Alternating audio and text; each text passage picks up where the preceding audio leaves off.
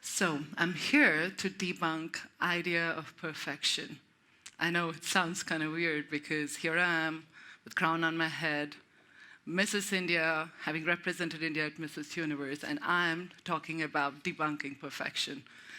So you see, everything that's out there is not real, and I'm going to tell you with my story here. So today I'll be speaking about embracing being imperfectly perfect. So that's me. I was Mrs. India Universe. I decided to go on this journey after my second child was born as a motivation to get back into shape, get healthy. Sometimes you just need that extra push and motivation. So that's how the journey started. Not for validation, it's more of a motivation that I wanted.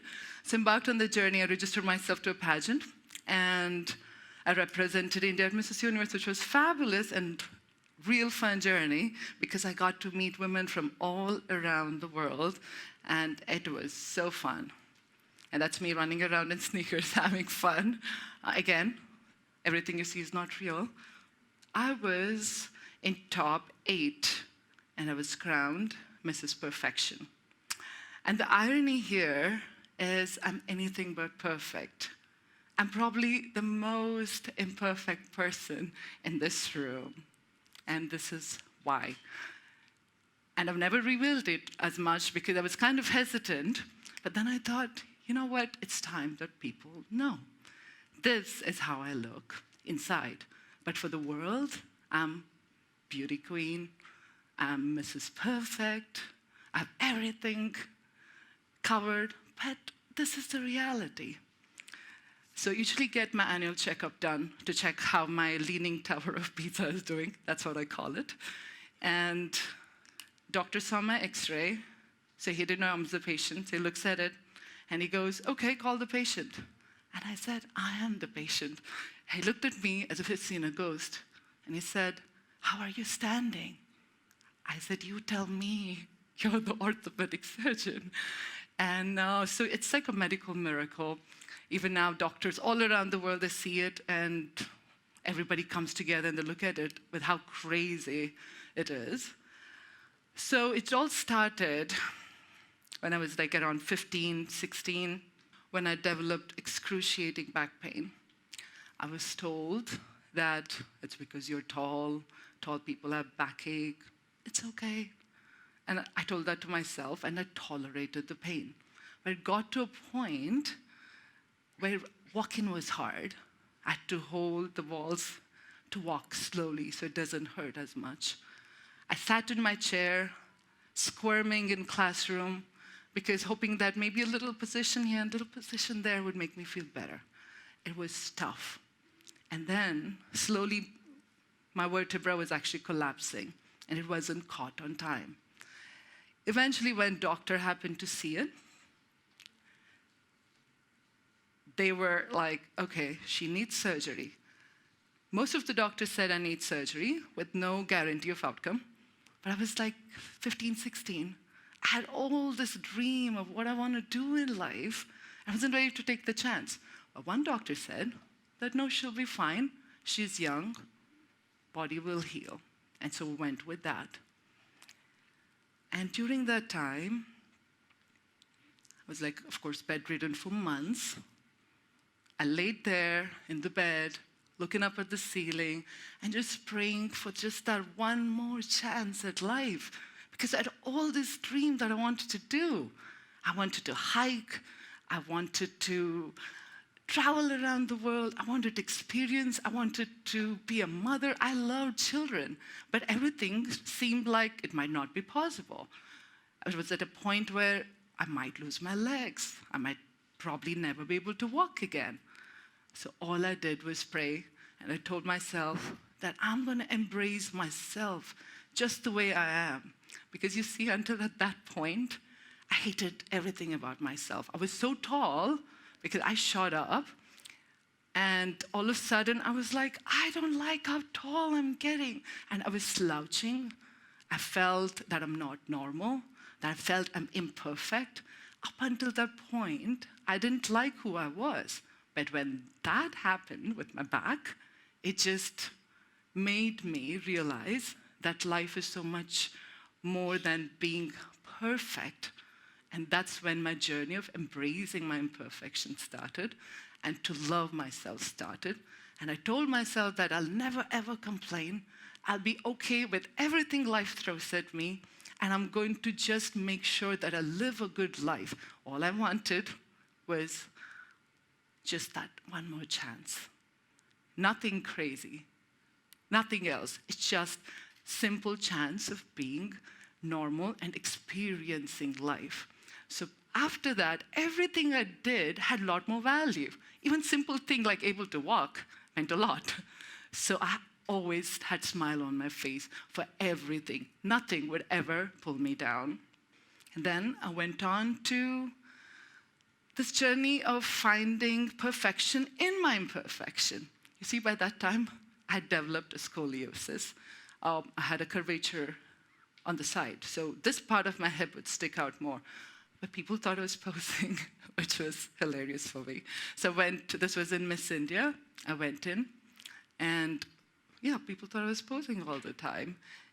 But in my head, I knew I was there not to seek validation, not to say that I'm the most beautiful person in the room.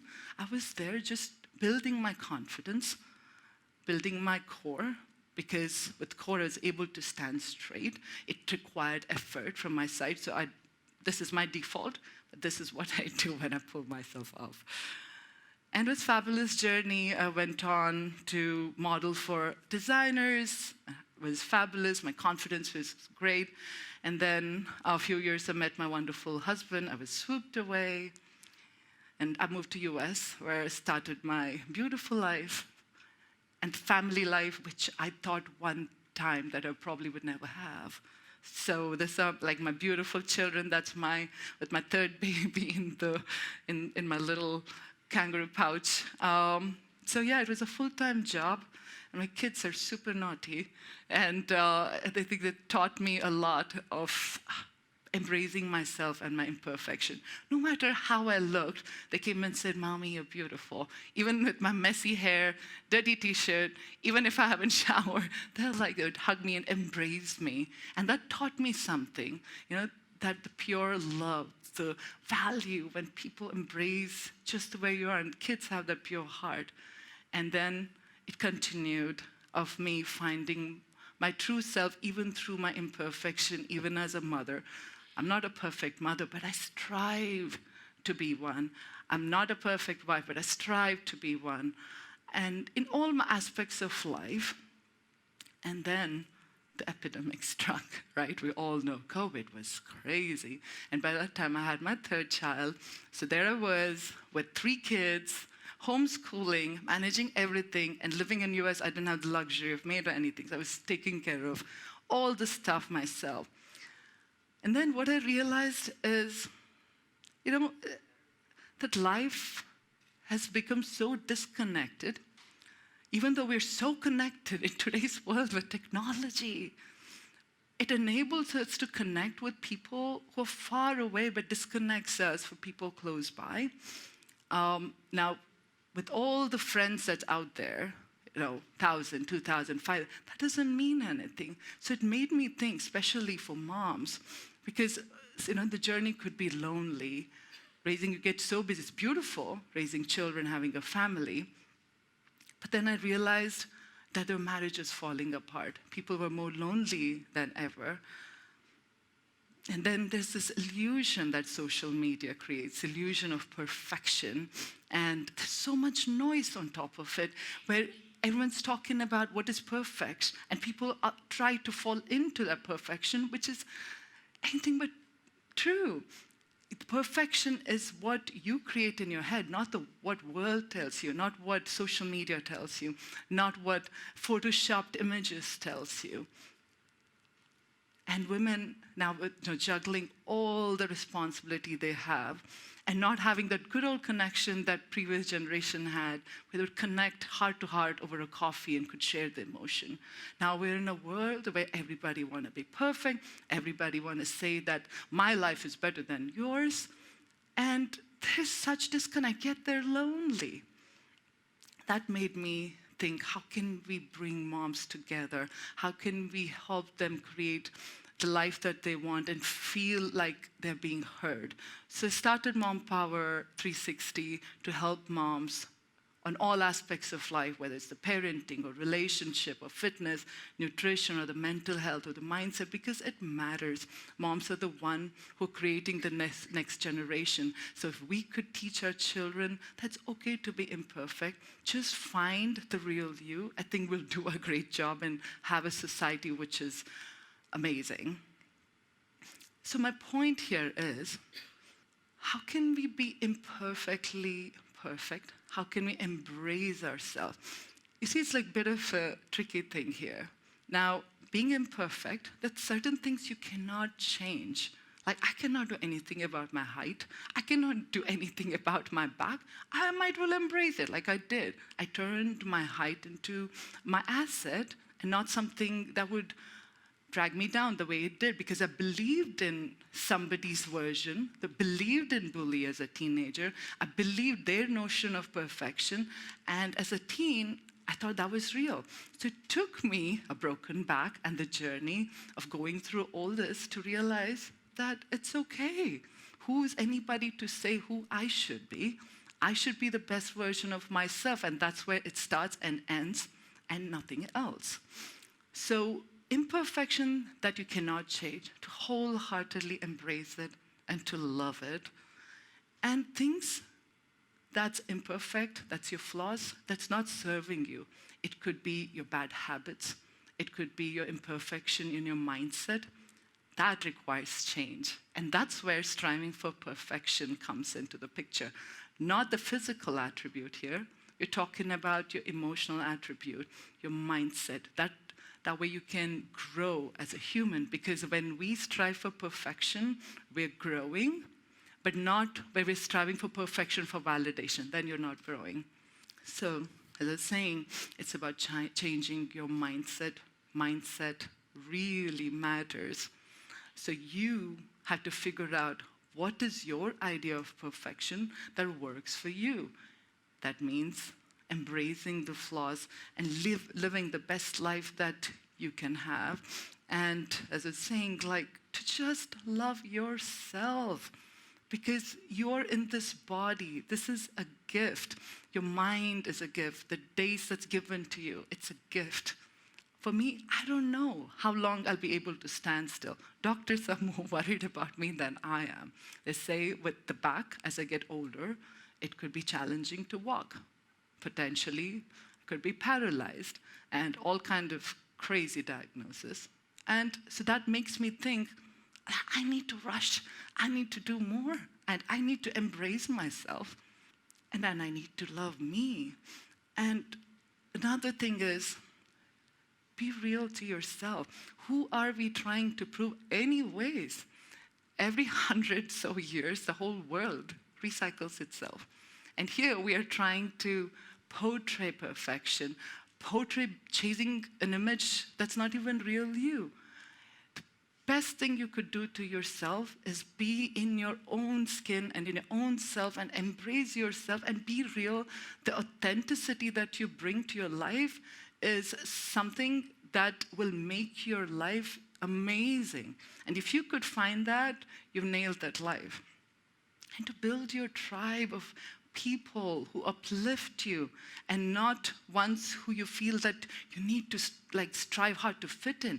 You don't need to fit in. If you feel you need to fit in with the circle just because that makes you feel perfect, that's not the right thing. You want a tribe that accepts your imperfection, where you can just be yourself, where you could cry, where you don't have to put up a face. And that's the tribe. And in today's world, you need that more than ever. It's not 5,000 friends. It's that 2-3 friends. And stop comparing.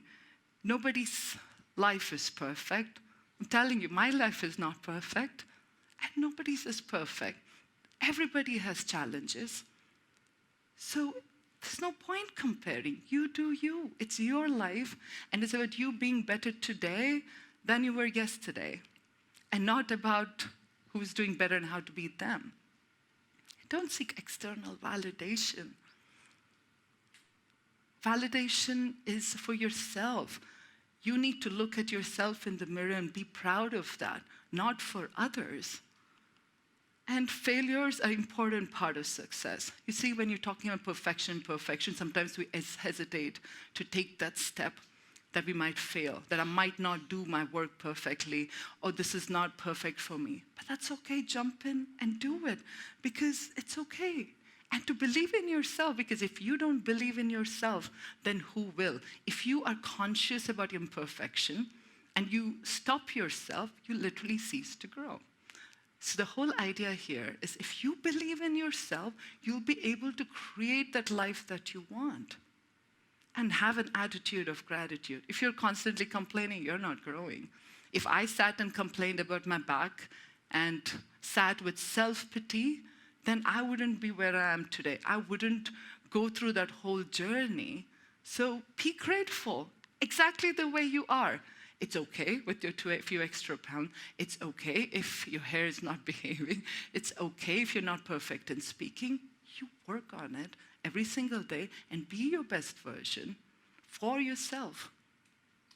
And protect yourself from negativity. There's too much negativity in the world. There's too much noise in the world. You're downloading other people's negativity. So your job is to protect your mind so you're not falling into others' preconceived notion of what's perfect for them. It's for them. It's for you to define what makes your life perfect and to stick within that and not to let others' negativity and your own negativity for that matter to affect you. So it also starts within your own head. Stop with the negative talk.